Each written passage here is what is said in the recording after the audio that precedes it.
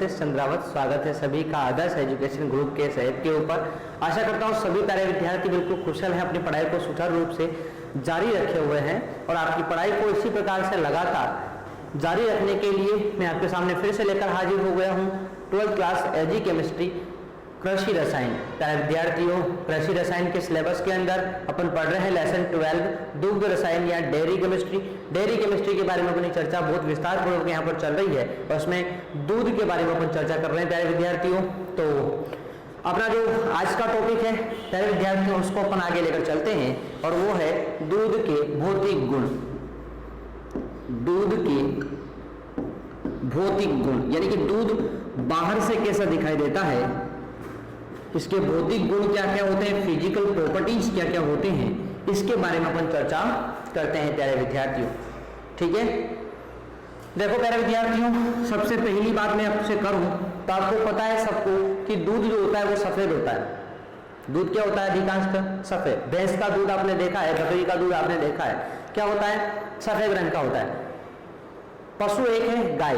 गाय का दूध, आपका क्वेश्चन बनता है कि सर गाय का दूध तो पीला होता है। बिल्कुल सही बात, गाय का दूध पीला होता है। पूछा जाता है आप लोगों से कि कारण क्या है इसका, गाय का दूध पीला क्यों होता है। तो आपको पता होना चाहिए गाय के दूध के अंदर कैरोटीन पाया जाता है।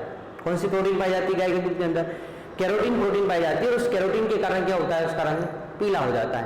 ठीक है ना, तो आप लोग ध्यान रखेंगे कि अधिकांश पशुओं का दूध क्या होता है, सफेद रंग का होता है, परंतु गाय का दूध पीला होता है क्योंकि उसके अंदर क्या पाया जाता है, कैरोटीन आपका पाया जाता है। ठीक है ना, तो पहला गुण को अपन यहाँ पर यही लिख लेते हैं, दूध का रंग सफेद होता है। दूध का रंग सफेद होता है। गाय का दूध पीलापन लिए होता है। गाय का दूध पीलापन लिए होता है। और क्यों होता है पीलापन लिए, ये आपको पता होना चाहिए। गाय का दूध पीलापन लिए होता है क्योंकि इसमें कैरोटीन पाया जाता है। ठीक है, क्योंकि इसमें कैरोटीन पाया जाता है। तो गाय का दूध जो होता है ना वो पीलापन लिए होता है। क्यों होता है, क्योंकि इसमें क्या पाया जाता है, कैरोटीन पाया जाता है प्यारे विद्यार्थी। ठीक है, नेक्स्ट बात करते हैं दूध के गुण के बारे में। तो दूध स्वाद में मीठा होता है। ठीक है, दूध स्वाद में क्या होता है, मीठा होता है, ये आप लोग ध्यान रखेंगे। स्वाद में मीठा होता है। कारण क्या है मीठा होने का, तो प्यारे विद्यार्थी आप लोग जानते हैं दूध के अंदर दुग्धम पाया जाता है, लैक्टोज पाया जाता है और उस लैक्टोज के कारण क्या होता है, ये मीठा होता है। ठीक है, नेक्स्ट बात करते हैं तीसरा गुण क्या होता है सर दूध का। तो गाय के दूध का अपेक्षित घनत्व जो होता है और भैंस के दूध के अपेक्षित घनत्व, इसके बारे में अपन चर्चा कर लेते हैं। तो गाय के दूध का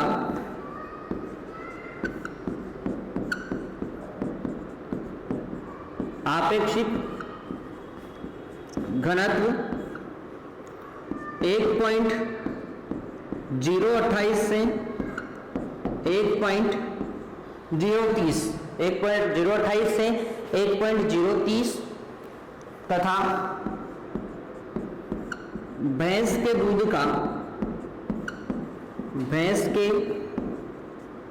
दूध का आपेक्षिक घनत्व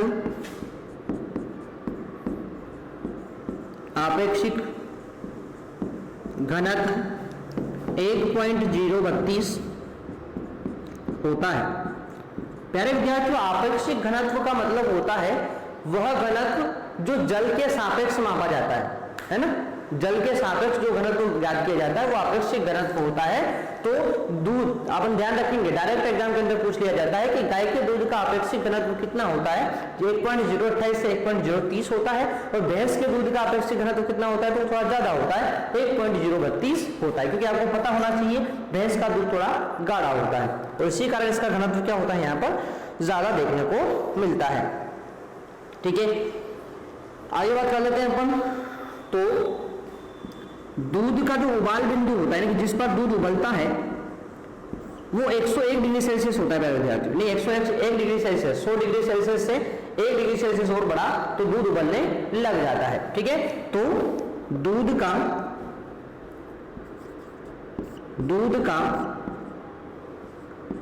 उबाल बिंदु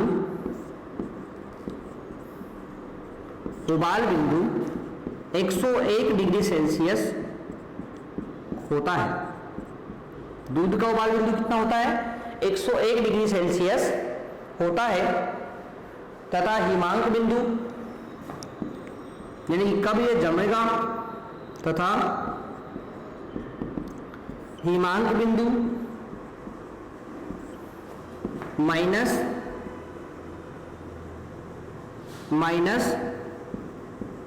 52 डिग्री सेल्सियस से माइनस 0.52 डिग्री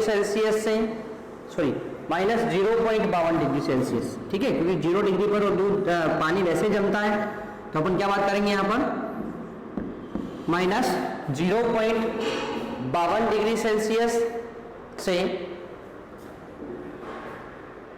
0.56 डिग्री सेल्सियस होता है, ये प्लस का है। ठीक है, होता है। ठीक है मेरे विद्यार्थियों, तो ये दूध के उबाल बिंदु व हिमांक बिंदु यानी कब वो उबलता है, क्वथनांक उसका कितना होता है, तो 101 डिग्री सेल्सियस होता है, और दूध का हिमांक बिंदु कितना होता है, तो 0.52 से 0.56 माइनस 0.52 से 0.56 डिग्री सेल्सियस इसका हिमांक बिंदु होता है। ठीक है मेरे विद्यार्थियों, यहाँ तक की विषय वस्तु आपको समझ में आ गई होगी। आप लोग इसका स्क्रीनशॉट ले सकते हैं, साथ ही आप लोग नोट्स भी इसका साथ साथ बना सकते हैं। ठीक है, बढ़ते हैं अपन आगे की तरफ और अगले गुण के बारे में अपन बात करते हैं। तो प्यारे विद्यार्थियों, नेक्स्ट गुण के बारे में अपन बात करते हैं कि दूध का अगला गुण क्या होता है। तो देखो, दूध जो होता है प्यारे विद्यार्थियों, इसके पीएच मान के बारे में भी आपसे पूछा जाता है। ठीक है, तो अगला गुण कितने नंबर पे आता है, ये 5th गुण आता है आपका। दूध का पीएच मान प्रायः 6.4 से 6.7 होता है। अब देखो 6.4 से 6.7 का मतलब क्या हुआ, ये हल्का अम्लीय होता है। क्या होता है, अम्लीय होता है ना। अतः यह अम्लीय होता है ना। दूध क्या होता है, अम्लीय होता है, और इसीलिए आपको पता है कि जब अपन कुछ समय तक इसको रख देते हैं तो ये क्या हो जाता है, फट जाता है। क्यों फट जाता है, क्योंकि उसमें अम्ल की मात्रा बढ़ जाती है, और अम्ल की मात्रा बढ़ने के कारण दूध क्या हो जाएगा, फट जाएगा। ठीक है, तो ये पहले से क्या होता है, अम्लीय प्रकृति का होता है। ठीक है, अगले गुण के बारे में बात करें विद्यार्थियों, तो सर अगला गुण क्या होगा इसका, तो आपको ध्यान रखना है, दूध का अपवर्तनांक कभी आपको पूछा जाता है। दूध का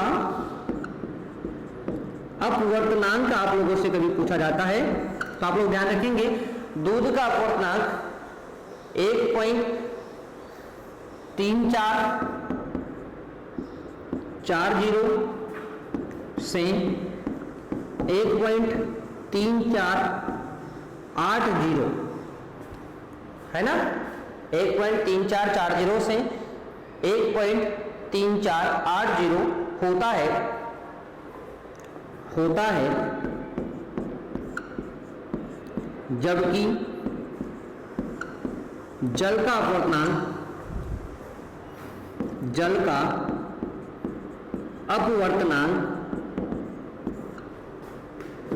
1.33 होता है। अब आप लोग देखो यहां पर कि जल के अपवर्तनांक से ज्यादा अपवर्तनांक किसका होता है, दूध का होता है ना। ये बात आपको यहां पर स्पष्ट दिख रही है। ठीक है, चलो आगे बात करते हैं अपन। तो अगला गुण आता है दूध की विद्युत चालकता। दूध की विद्युत चालकता पूछी जाए आप लोगों से कि दूध की विद्युत चालकता कितनी होती है, तो 0.005 महो, ठीक है, 0.005 महो होती है, ठीक है। तो दूध की जो विद्युत चालकता होती है 0.005 महो होती है, ठीक है। आगे बात करते हैं, तो दूध की अम्लता दो प्रकार की होती है। दूध में अपन बात कर रहे हैं कि अम्लीय होता है, ठीक है। तो क्या होता है विद्यार्थियों, दूध अम्लीय होता है। लिखिए आप लोगों ने यहां तक सभी ने।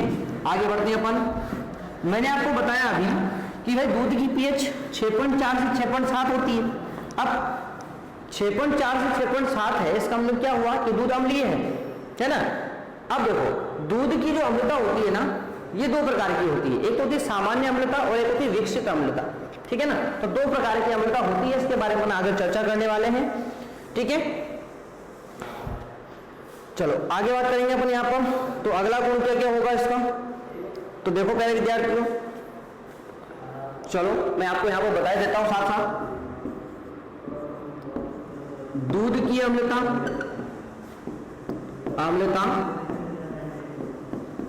दो प्रकार की होती है, दो प्रकार की होती है। पहली होती है सामान्य अम्लता,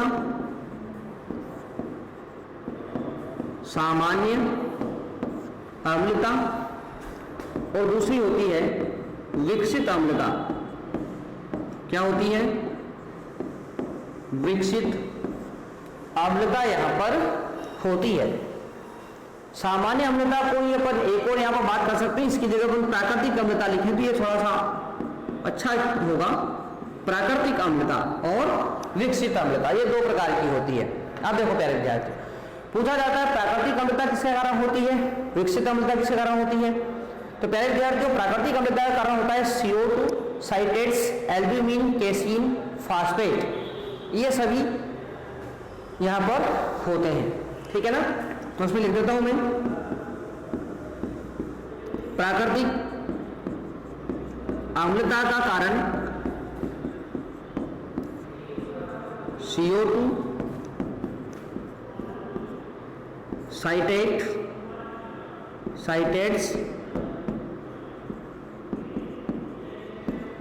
फास्फेट्स,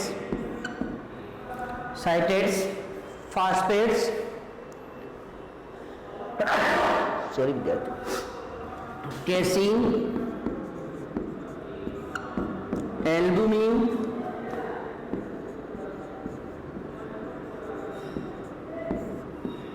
आदि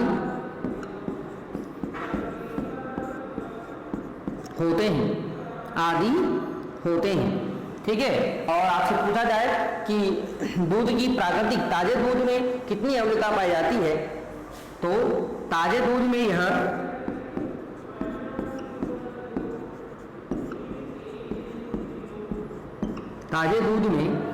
यह 0.11 से 0.14% होती है।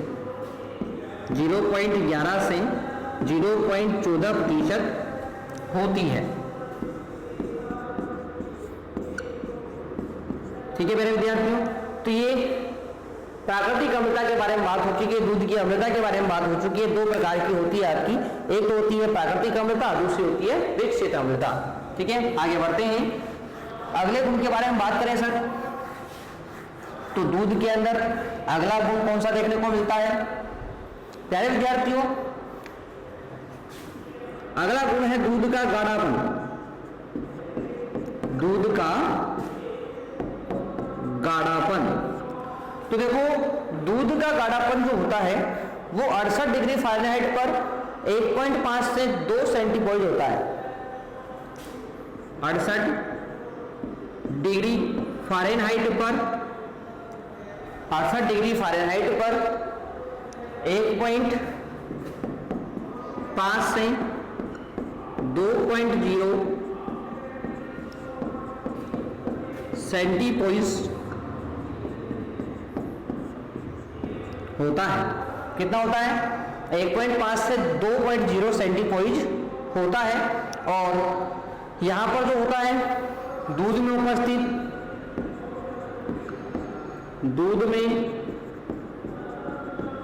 उपस्थित केसीन, वसा, दूध में उपस्थित केसीन है, वसा है, एल्ब्यूमिन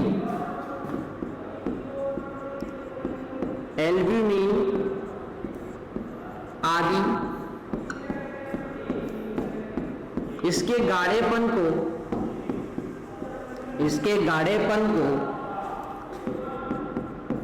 प्रभावित करते हैं।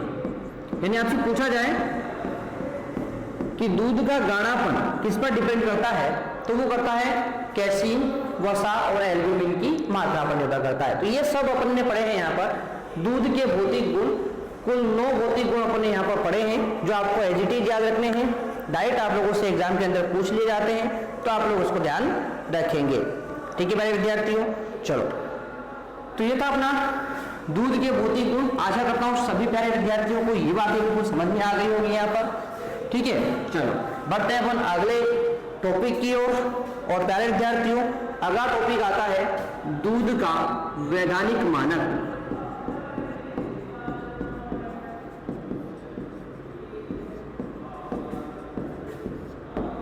दूध का वैधानिक मानक। ठीक है, अब देखो प्यारे विद्यार्थियों, दूध का वैधानिक मानक क्यों निर्धारित किया गया, इसका कारण है वर्तमान समय में क्या हो रहा है, जनसंख्या वृद्धि बहुत ज्यादा हो चुकी है और इनकी तुलना में पशु जो है वो कम मात्रा में है। दूध की आवश्यकता बहुत ज्यादा है, इसलिए लोग क्या करते हैं, मिलावटी दूध बेचते हैं। ठीक है, मिलावट की खबरें बहुत ज्यादा देखने को मिलती है अभी। तो मिलावट कम से कम हो, इसको रोकने के लिए सरकार के द्वारा कुछ मानक निर्धारित किए जाते हैं और इन्हें अपन वैधानिक मानक कहते हैं। क्या कहते हैं विद्यार्थी? वैधानिक मानक कहते हैं। गाय के दूध के लिए और भैंस के दूध के लिए अलग अलग वैधानिक मानक फिक्स किए हुए हैं। इन्हीं के बारे में यहाँ पर चर्चा करने वाले हैं। ठीक है मेरे विद्यार्थियों, तो राजस्थान में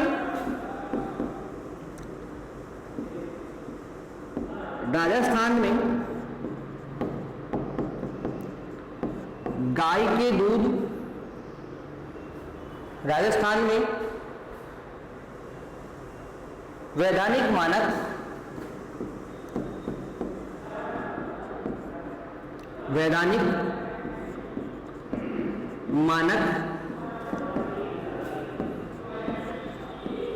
गाय के दूध में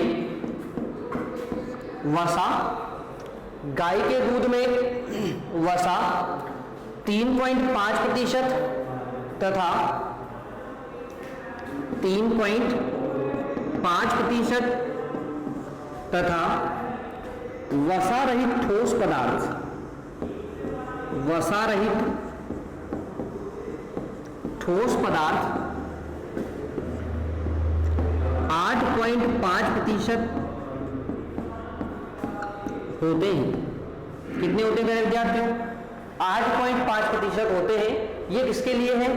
गाय के दूध के लिए है। ठीक है, तथा भैंस के दूध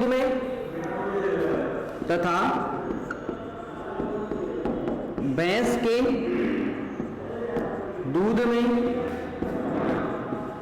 वसा 6.07% तथा वसा रहित ठोस पदार्थ, वसा रहित ठोस पदार्थ जो होते हैं ये 9.0% निर्धारित किए गए हैं।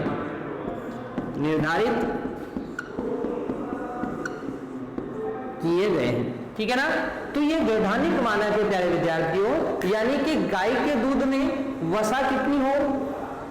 3.5%, वसा रहित ठोस पदार्थ 8.5% है, तो लगभग उस दूध को शुद्ध माना जाता है। उसी प्रकार से भैंस के दूध में वसा होनी चाहिए 6.07%, तो वसा रहित ठोस पदार्थ होनी चाहिए कितने 9%। तो ये राजस्थान में वैधानिक मानक फिक्स किए हुए हैं। इस प्रकार से हर स्टेट में अपने अपने वैधानिक मानक यहाँ पर फिक्स किए जाते हैं जो अलग अलग होते हैं। ठीक है मेरे विद्यार्थियों, तो ये बात हो गई अपनी कि दूध जो होता है इस दूध के वैधानिक मानक कौन कौन से होते हैं। ठीक है, आशा करता हूँ सभी प्यारे विद्यार्थियों को यहाँ तक की विषय वस्तु बिल्कुल समझ में आ गई है। प्यारे विद्यार्थियों यदि विषय वस्तु आपको समझ में आ गई है तो आप लोग अपने मित्रों को अधिक से अधिक शेयर करें ताकि सभी प्यारे बच्चों को उसका लाभ प्राप्त हो सके। मिलते हैं अपन नए सेशन में, तब तक के लिए टेक केयर, बाय विद्यार्थी।